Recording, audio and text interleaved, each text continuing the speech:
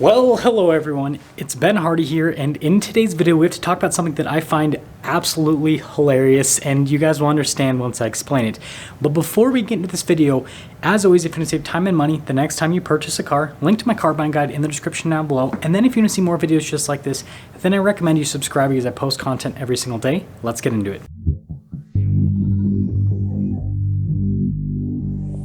So before I jump into what is currently happening, I have to talk about how we even got to this situation.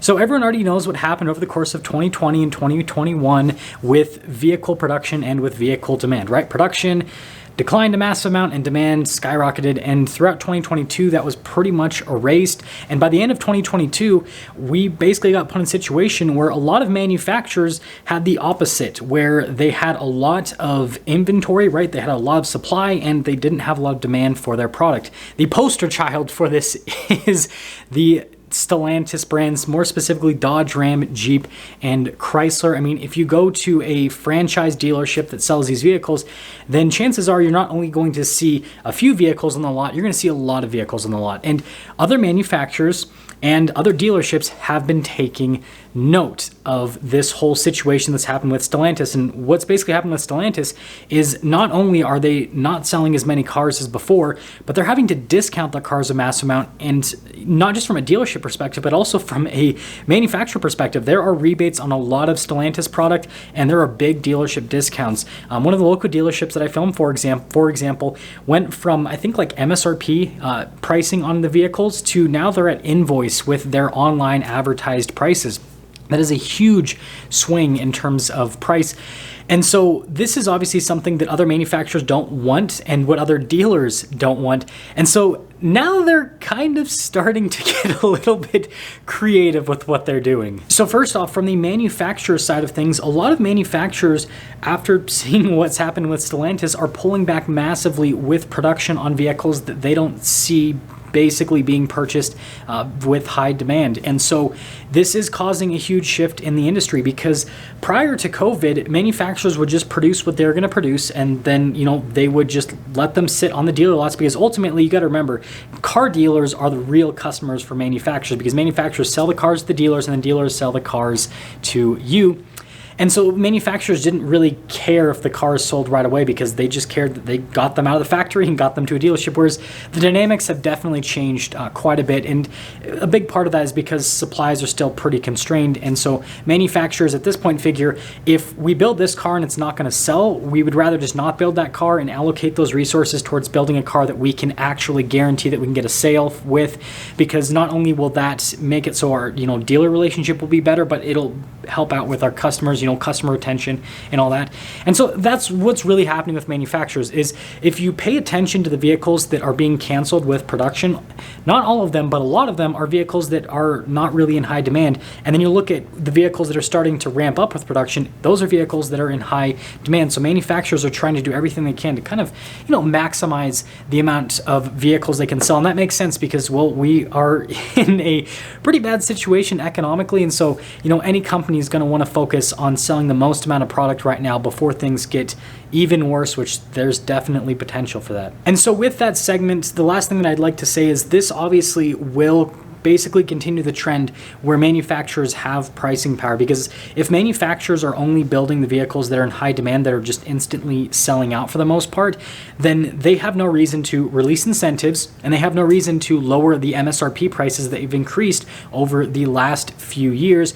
And so this isn't really all that tinfoil hatty, even though some people tend to think that it is. It's just simple business, right? It's just simple supply and demand. And so until we enter into a car market that's more normalized, where used car prices aren't declining at the rate that they're declining, and where production is again more normalized, where we're producing right around that 17-ish million new cars per year, you're going to see manufacturers do a lot of moving around production and vehicles and all this other stuff to maximize profits, because they're just not selling vehicles in high enough volume right now to make it so that they can be profitable by selling vehicles where they have to heavily incentivize them. So I know that was kind of like a long way to explain that part of the situation, but hopefully that makes sense. Now let's lead into the dealership side of things, which I find far more interesting and far more hilarious. So it's no secret that dealers have benefited massively from the supply shortage that we've experienced over the last couple of years. They have made more money than,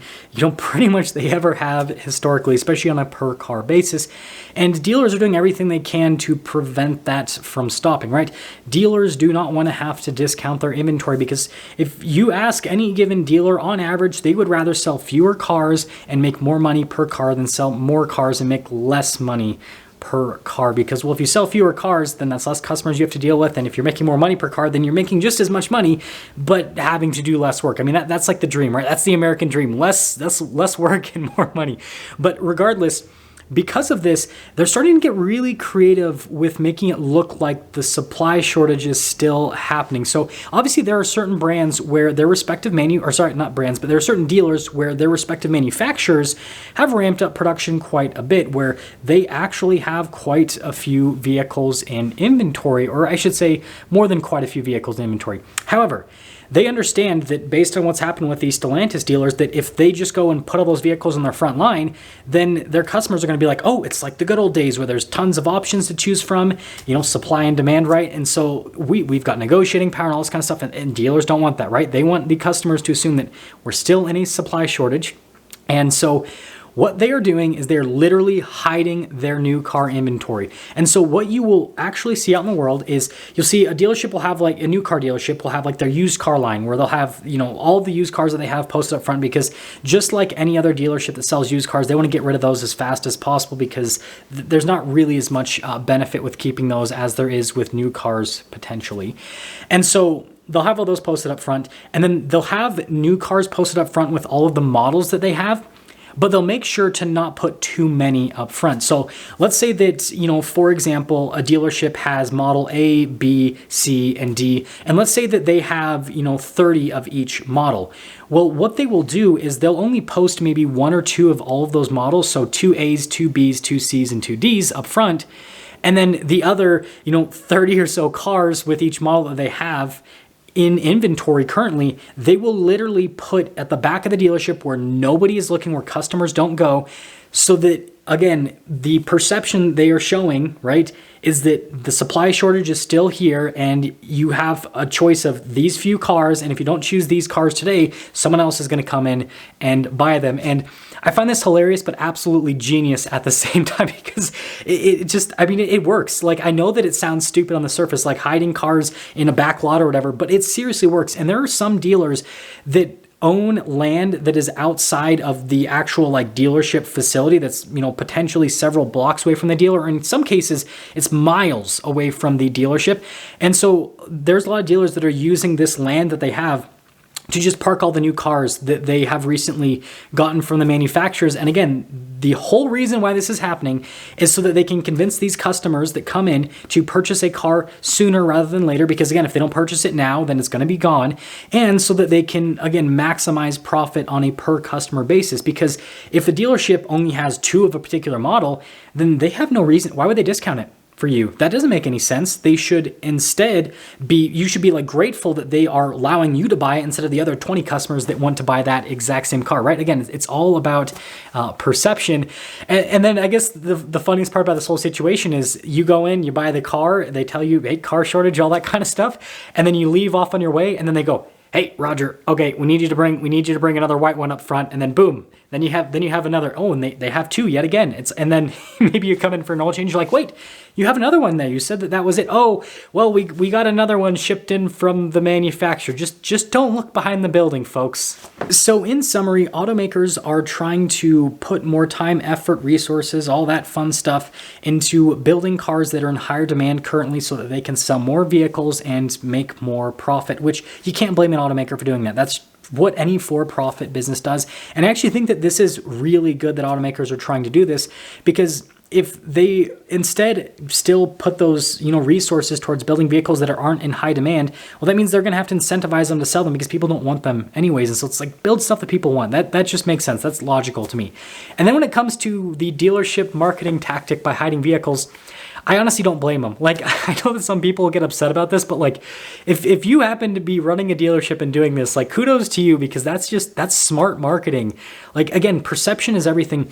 And dealers know this, right? With the average consumer, when they walk into a dealership, they're walking into it just like they walk into every single business, because we've been trained to walk into businesses all the same way. When you go to, I don't know, Target or Costco or any other, retail business, what do? You park in the front parking lot, and then you go into the front doors, and then you go through the store, you buy your stuff, and you leave. And car dealerships function the same exact way. You go into the front parking lot, you go into the front of the store, and so what you see at the front of the store is everything, and dealers know this. You don't, like, again, we'll use the Costco example. You don't drive around to the back of Costco where the trucks unload all the food to see what's happening, right? You just don't do that. And dealers understand that most customers aren't going to drive to the back of the building and see what's happening there either. So I guess if you want to see if a dealership happens to be hiding cars, drive around to the back of the building. But something to note is a lot of dealers don't just own land that the dealership is on. They also own land that sometimes is not even connected to the land that the dealership is on.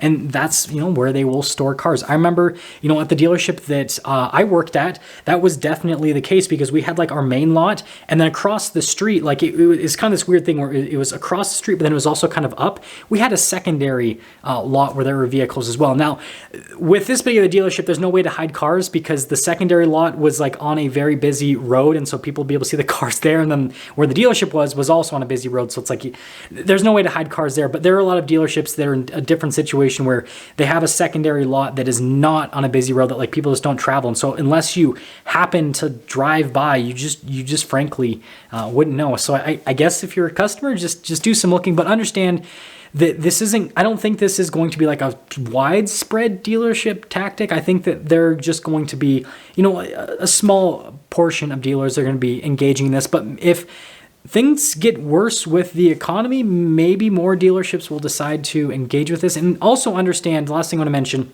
is, just because a dealership has cars in their back lot or on a secondary lot doesn't mean they're trying to hide them. When cars get dropped off by transport trucks, they have set destinations they're supposed to be dropped off to. And so dealers will just keep them at that destination until they have a chance to wash the car and take it through pre-delivery inspection. And so actually, I would just say, no matter what the market's doing, you always want to go check in the back, because that's where you can sometimes find the best product. And if you guys watch my main channel, you know that most of the cars that I review are cars that just got off the transport truck that are in these second lots or in the back of dealerships, because those are the hot cars that typically go the fastest. So yeah, that's going to sum things up for today's video. Let me know what you guys think about this whole thing, and big brain energy to the dealers that are doing this. Big brain energy. Anyways, I'll see you.